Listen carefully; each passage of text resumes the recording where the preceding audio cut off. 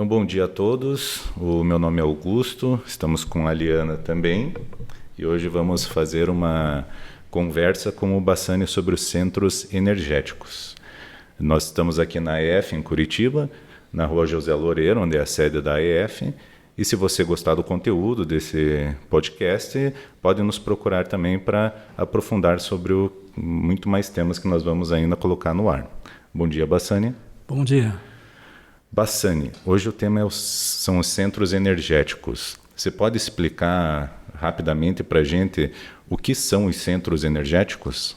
A própria expressão já está dizendo, a energia, né? A energia é indispensável na vida. Qualquer espécie viva, ela necessita de energia para sobreviver. E nós, chamados humanoides, não somos diferentes. Só que nós temos um diferencial com as demais espécies, que nós somos... a energia pode ser equilibrada entre nós. Então, nós somos todo um campo de energia, matéria e consciência. A matéria é o corpo físico, né?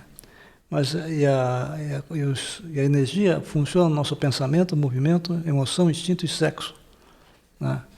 E a consciência é uma explicação um pouco mais vasta, mais direta, mais consciente para explicar. Mas os centros funcionam. O que nós somos?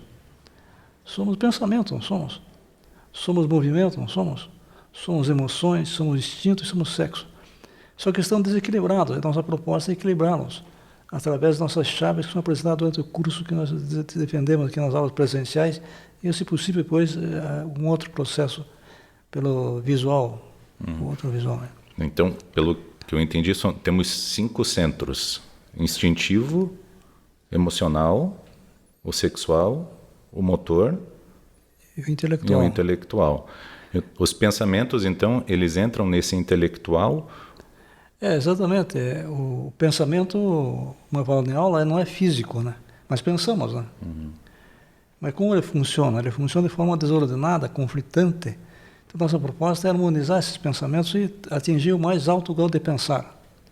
E o mais alto grau de pensar é não pensar. Porque quando a pessoa não pensa, ela intui. Nossa proposta é desenvolver uma técnica de intuição. Todos nós tivemos experiência intuitiva já na vida e sabemos que funciona.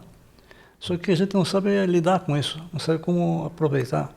Aqui nós ampliamos esse território da intuição, que é uma coisa relacionada à consciência. Daí nós, com a intuição, nós teremos ideias, sacadas, como se fala por aí, percepções mais objetivas, sem o processo deprimente da dúvida. A dúvida é o tormento da mente que tem que ser sanada a todos nós. E para atingir esse equilíbrio desses centros, a gente está falando agora do intelectual. Tem relação com os outros centros também? Como que a gente, além das meditações, tudo, como é que a gente pode equilibrar o centro motor, por exemplo, quando a gente tem alguma atitude desequilibrada, que o objetivo é o equilíbrio, como que a gente pode trabalhar nesses desequilíbrios entre esses centros de uma maneira que seja palpável, que a gente consiga realmente sentir um resultado de uma maneira eficaz? A questão do motor que você abordou é bem fácil. Quando chega o invernozinho assim, a gente tem um compromisso desagradável, há um conflito no nosso centro motor. Nós temos alguma coisa para fazer que é chata, que é desagradável, ir num banco, ir num cartório, coisa, numa escola, fazer uma prova, coisa assim. E aí o corpo reage. Então, aquela dúvida, levanto ou não levanto, a cama fica saborosa lá. Então, esse conflito ele permanece em nós o dia inteiro, só que eles não percebem. Ele sempre está numa postura motora desequilibrada, não tem um equilíbrio motor. Então, a proposta é se equilibrar motoramente falando. Então, com isso, consegue-se através de técnicas de movimentos. Então, para mim, conseguir destensionar, tem que tensionar primeiro. Não vai relaxar, pode relaxar com o processo da ordem da mente, mas também o interessante é que ele tensiona para depois tensionar. Essa é uma famosa técnica de Jacobson. Isso não tem nada a ver com exercícios físicos, demasia, em excesso. Pode ajudar alguma coisa nesse sentido? A proposta não é o exercício físico, embora já sejam até recomendáveis em escala menor, né? Mas o objetivo é criar tensão para destensionar. Então, fluxo e refluxo, o plus e o ultra, né? Então, caso esteja tenso, caso não esteja tenso, senta, relaxa e pronto. O equilíbrio motor é interessante. Se quiser aprender uma aula disso, é fácil. Aí na rua ver as crianças andando, elas andam naturalmente, espontâneas. Elas não fazem pose para se movimentar, elas são naturais. Uma criança vindo aqui, ela rouba a cena, porque ela é natural, ela é espontânea. Então o andar dela é uma aula de vida. Então tá, nesse quesito do equilíbrio que a gente busca, se a gente, por exemplo, faz essa técnica de Jacobson, que é a contração e descontração, como você falou, serenamos os nossos pensamentos, ainda sobram os outros centros, né? Nós temos ainda que aquietar o instintivo e o sexual, que a gente ainda vai ter que aquietar. Como que a gente pode fazer isso? O instinto a gente entende como sendo sempre uma coisa muito boa. A pessoa que tem instinto, considerada uma pessoa que sente ou que está no seu em volta, escuta a ele mesmo. Como que a gente pode saber se está equilibrado nesses centros também? O processo instintivo, nós temos um desvio, nós, a raça humana, o elemento humano, um desvio das emoções para o instinto. O instinto não deveria ter nada, só funcionar nosso sistema orgânico e funcionar nossa fisiologia. Então, a coisa instintiva tem um problema grave que é o medo. O medo é o Deus do mundo, o medo governa. O medo, as pessoas vão na religião não por causa da fé de mais ou fé de menos, como se fala na gíria. Eles vão porque eles têm medo do amanhã, medo de Deus, medo do diabo. Então, o medo é péssimo conselheiro. Então, o importante é ver outra parte, que é a questão do medo, que é a temeridade, que é uma coragem suicida. Hoje é fácil ver nas ruas isso, com os motos correndo para lá e para cá. Então, o importante é analisar, meditar pela prudência, né? Nem tanto no mar, nem tanto na terra. Buscar um meio da questão através da imaginação criadora. Sentir a prudência, sentir que não está morrendo de medo, nem está querendo se suicidar. E respeitar também a vida dos outros, e a nossa especialmente. Tem também a questão da ansiedade, né? Das emoções, preocupação. O Augusto comentou do centro intelectual com os pensamentos, mas aí também tem esse outro lado das preocupações, de melancolia ou a própria ansiedade. O que é melhor, né? Isso. Na verdade, eu interpreto que as emoções e a ansiedade provêm do centro emocional. As preocupações, elas são do centro intelectual, batalhar de raciocínio, nós falamos. Então, aquilo que eu acredito, aquilo que eu não acredito, buscar um meio da questão que é a síntese. E a síntese leva a mais alto grau de pensar, que é intuir. Já a questão de ansiedades emocionais, nós temos a técnica do elefante louco. Então, nós temos um meio de trabalhar as emoções, só que agora você vai ter oportunidades, quem frequentar nossas aulas vai ter a oportunidade de desenvolver um sistema de relaxar as emoções. Na verdade, as emoções têm que ser estudadas sob o prisma de que nossas emoções não têm muito valor. É difícil dizer isso para um brazuca, né? Porque, na verdade, nossas emoções são inferiores. Então, a proposta é tentar diluir todas as emoções. Mesmo aqueles afetos que nós temos, eles são pegajosos, não é amor consciente. Então, o trabalho com as emoções é muita capacidade de se movimentar e trabalhar com a técnica do elefante louco, que é movimentos tremendos para exaurir o corpo físico, daí transfere a energia do emocional para o motor e começa a relaxar. Qualquer pessoa que passou por uma crise emocional e se sentiu muito ocupada em fazer alguma coisa, quando ela se ocupa com alguma outra coisa, ela se afasta e consegue neutralizar o centro emocional. Uma dona de casa que está cuidando das coisas, dos afazeres domésticos, muitas vezes brigou com o marido sai, volta e quer brigar, mas ela não quer brigar porque ela cuidou da criança, ela cuidou da louça, ela cuidou da roupa, e aquilo transferiu. Então é possível transferir essa energia com inteligência. Legal. E o centro sexual, como que a gente pode equilibrar isso de uma maneira que não afete a gente na nossa vida, não faça a gente cair em algumas armadilhas, fazer por impulso, fazer algumas coisas que não deveria, tratar bem a esposa, namorada, dessa maneira, porque a gente entende que o centro sexual é o que mais se manifesta no nosso corpo, vamos dizer assim. Como que a gente pode acalmar isso também, serenar isso e ter atitudes coerentes para ser equilibrado? Com autoconhecimento, né? Na verdade, não precisa ser nenhum sábio, nenhum erudito para entender que a nossa sexualidade, conforme nos comportamos, é totalmente equivocada, né?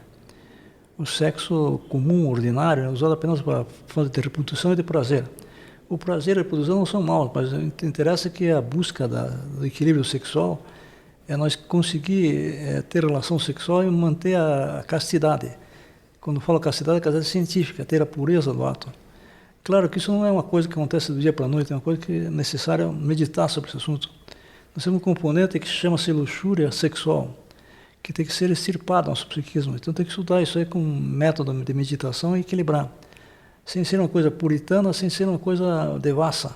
O meio, sim, é o equilíbrio sexual. Vê na pessoa do sexo oposto um respeito à dignidade, o equilíbrio, mas de maneira de dentro para fora, através da consciência. É um assunto talvez um pouco polêmico, assim, que hoje em dia se coloca muito a questão da satisfação, especialmente das mulheres fazerem o que elas bem entenderem, as mulheres que são donas do seu próprio nariz e tal. Como que seria uma visão a seguir? Realmente eu me preocupo comigo e o resto não importa, ou eu me preocupo só com o outro, ou... Esse processo, infelizmente, a gente não pode ser tão neutro e verificar que a mídia tem colaborado muito para desmulherizar as mulheres. Você vê a expressão agora. A mulher, ela é sagrada, ela produz vida, nós somos originários de uma mulher.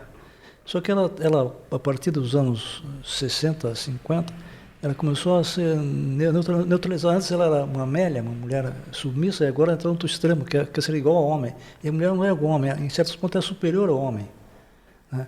Ela, imitando o homem, está cometendo um erro, porque ela biologicamente é diferente. Então, ela tem que reequilibrar-se internamente para poder entender os mistérios dela.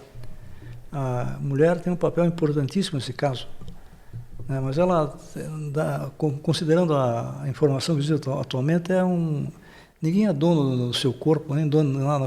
Ninguém é dono de nada. Temos um corpo para que nossa essência ou consciência se manifeste. Eu duvido que as mulheres que tivessem consciência do ato sagrado, elas se comportariam dessa maneira, mas a verdade é que elas podem se reencontrar aqui. Eu entendo, talvez o tempo seja muito curto para explicar que aqui a mulher encontra o espaço correto dela, não ser uma mulher que imita o homem, nem ser uma mulher devassa, nem uma mulher puritana, e sim um equilíbrio. E ela tem um papel importante porque ela é sacerdotisa, ela conhece os mistérios da suprasexualidade e é sensível a essa história do equilíbrio sexual. Toda mulher sonha com o príncipe encantado, mas na verdade ele já vira sapo, né? Porque ele também não tem, por ignorância dele, ele violenta, no caso sexual, o sexo comum, a mulher é quase um estupro consentido, não tem uma harmonia, não tem uma afinidade, um amor correto entre os dois, uma afinidade. Isso exige um certo preparo interno, muita meditação, muita inspiração, muita força interna do ser. O ser é a razão do ser, é o próprio ser. Não, mas pode comentar sobre isso, é um assunto interessante, acho que todos têm interesse, sempre tem alguma coisa que incomoda no fundo, nós não sabemos o que é, até escutar alguma coisa que seja o que a nossa intuição talvez reconheça como sendo o caminho correto para o equilíbrio dos centros. É sobre isso que nós estamos falando, então temos ainda algum tempo aqui, fica à vontade para discorrer um pouco mais sobre isso. Na verdade,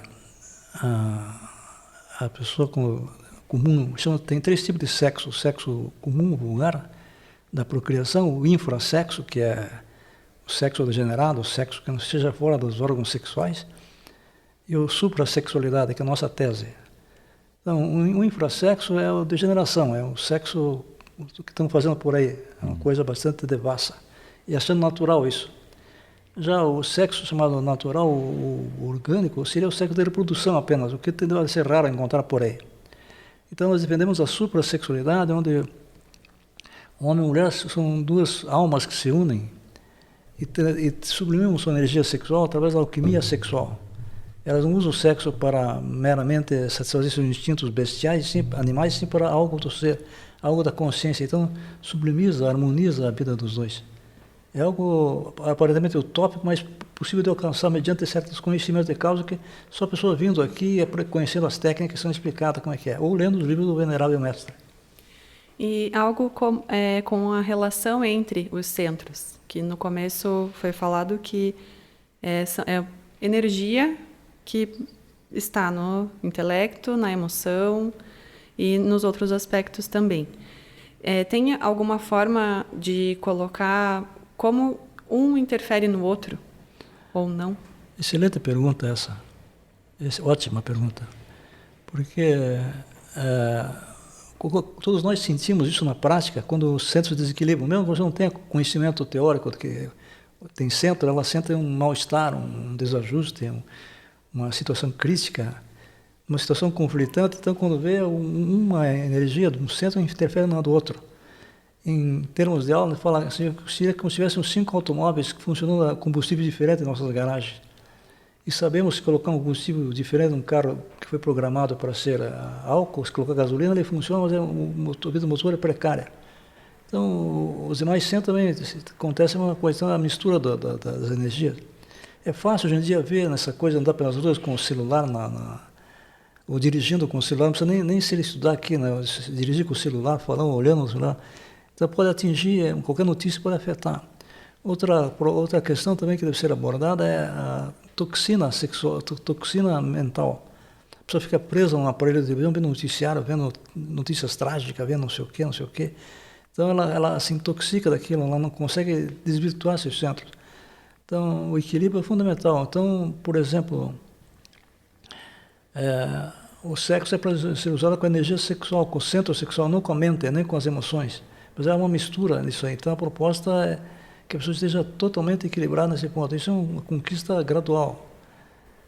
Essa mistura não é fácil ver quando a gente está desequilibrado em qualquer situação, que chama-se identificação, perde o sentido da noção da coisa e fica desequilibrado. Então, é perceptível isso. Com relação a esse desequilíbrio, uma pessoa, por exemplo, que estuda muito, eu já ouvi você falar que tem um gasto desse capital, nós recebemos um chamado de capital, essa quantidade de energia para ser usada nesse centro e, teoricamente, tem que ser equilibrada, né? Mas nós não somos, estamos em busca de. E uma pessoa que estuda muito, ou uma pessoa que é um atleta extremo, que é profissional, que gasta muito a energia de um específico centro, o que isso pode ocasionar nesse equilíbrio que nós buscamos? É também uma boa pergunta, porque o estudo em si é relativo, né? A pessoa decoreba, né? Na verdade, a mente que nós usamos, ela não tem capacidade de cognição, ela tem capacidade de registrar, memorizar os fatos, não tem capacidade de compreender os fatos. E todo o excesso de leitura intelectual, ela prejudica enormemente. Então, se nós só vemos um intelectual assim na nossa presença, geralmente é uma pessoa mirradinha, magrinha, meio pouco magnética, né? Ela tem a resposta para tudo, mas ela tem apenas um campo intelectual a ser desenvolvido. Então, ela desequilibra os demais centros. Se você falar para esse camarada que é intelectual, convidá-lo para dançar ou para fazer um esforço físico, ele não vai ter. Ele vai dizer, é muito bom, eu li em algum lugar que isso é bom, mas não vou. Amanhã eu faço, ele começa a transferir, né? Ele não tem disposição energética para uma atividade motora. Então, a pessoa que está num ataque de emocionalidade também se desequilibra totalmente e fica incapaz de ter uma ação correta na vida. Então, a proposta é eliminar. Até o Buda coloca, devemos eliminar as dúvidas como se eliminam as ervas daninhas dos campos. Contrariando Descartes, que propõe a dúvida, e a dúvida é um tormento. A dúvida quando a pessoa tem muita dúvida, ela passa do centro intelectual para o motor, para o emocional, ela fica uma pessoa mais estanque, até o corpo dela fala do desequilíbrio dela. Eu participei uma vez de uma palestra e o palestrante propunha que as pessoas se movimentassem, fizessem uma sequência de movimentos que era relativamente simples. E aí ele fez uma brincadeira, ele falou, mas quem tem doutorado tem mais dificuldade normalmente, que era um público de professoras. Então teria alguma relação nisso. Talvez um excesso em uma coisa deixa a pessoa com dificuldade em outros aspectos, talvez. Com certeza, né? É fácil ver o perfil de um intelectual, ele não tem nenhuma perspectiva motora, ou instintiva, ou sexual até. Até dá para dizer que o intelectual é meio assexuado. Ele pode funcionar sexualmente como uma pessoa pervertida, mas ele não tem energia, fluxo natural da sua sexualidade, ele não tem domínio sobre isso. Então, na verdade, a expressão motora dele é completamente à parte. Já um sujeito muito motor também não... Se tiver um amigo que é um instintivo, motor, der um livro para ele se ofende, porque ele vai ler um livro, um absurdo, não sei o quê, então tem dificuldade de se concentrar nesses aspectos. Então, na verdade, essa orientação que ele deu foi interessante, porque de repente tem a ver, indiretamente eles percebem instintivamente que alguma coisa tem desequilíbrio, né? Os doutorandos têm pouca disposição para se movimentar. Então, se eu começar a reparar, então, em mim um pouco mais e descobrir se eu sou mais emocional, intelectual ou mais motor, eu tenho uma chance maior de corrigir esse desvio de energia. Exato, porque por isso chama-se autoconhecimento, né? A partir da hora que nós aplicamos uma chave que vai ser aplicada nos nossos cursos aqui, chama-se estar desperto, estar em auto-observação, você percebe qual é a tua preponderante ação, é emocional, é intelectual, é instintiva, motora, qual é a minha propensão. Na verdade, é para classificar em nome 1, 2 ou 3, né? O homem número 1, instintivo, motor, a pessoa que é mais pesada, do trabalho manual, sem criticar, é uma função que eles concentram-se na atividade naquilo lá. Os artistas já são emocionais. Hoje eles te amam, eles te odeiam, não tem equilíbrio nesse ponto. E o intelectual, ele tem aquela frieza intelectual, ele pensa que tudo se resolve pelo intelecto, ele não resolve, por mais que seja comprovado que não, ele continua insistindo nesse ponto. Então, o ideal é atingir o número 4, que sim, o homem equilibrado, mas tem que ter um certo conhecimento, uma técnica, ele tem que aplicar a técnica diariamente, não só durante a aula, mas em casa, na meditação em casa, na auto-observação, quando ele está dirigindo ao seu automóvel, quando ele está almoçando, jantando, ele tem que se ver, quando está conversando, ouvir sua própria voz, muitas vezes, seus instintos, é importante isso aí. Legal. Bassani, encerramos então com o nosso tempo. Quem quiser buscar mais sobre esse assunto, pode vir aqui na associação, fica onde? Aqui na José Loureiro, 603? Exatamente. Segundo... 603, conjunto 206. Então quem tem interesse está convidado. Tem informações no site também. Posso fazer a propaganda aqui? Seja à vontade. É o aefcuritiba.com.br. Lá tem o WhatsApp, tem algumas informações, programação também que pode ser no celular ou no computador, você pode ter os horários do atendimento. Posso dar um último toque? Claro, à vontade. O importante é que quem se interessa venha para fundo, algo revolucionário, não é uma coisinha tão simples assim. Então, a pessoa tem que estar disposta a mudar seu comportamento, não só no centro, como em tudo que tem que mudar, uma revolução de consciência.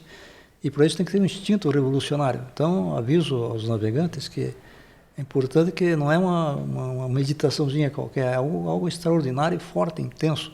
Então, entendam bem isso. Quem vier, virá. Prometo que saberão o que vai acontecer. Tá bom, eu recomendo. Liana? Não, e a última colocação só, e quem quer que uma fórmula mágica? Eu só quero que alguém resolva o meu problema. O problema não existe, né? O problema a mente cria, a mente mantém com batalha de raciocínios e a mente depois esconde. Então, a pessoa que medita nesses aspectos, ela consegue se equilibrar. Porque ela vê que o problema ela criou, o problema nunca existiu. A pessoa tem um problema, existe, mas não existe. É uma criação da mente, a mente esconde, depois aquilo aparece uma hora oportuna. A única equação é dissolver aquilo que é preocupação, então não se preocupar com nada. Trabalhar na maneira de serenar a mente, as emoções, que daí viver o presente, viver aqui e agora. Isso que é o mais importante de tudo. Então, muito obrigado. Por nada, às ordens.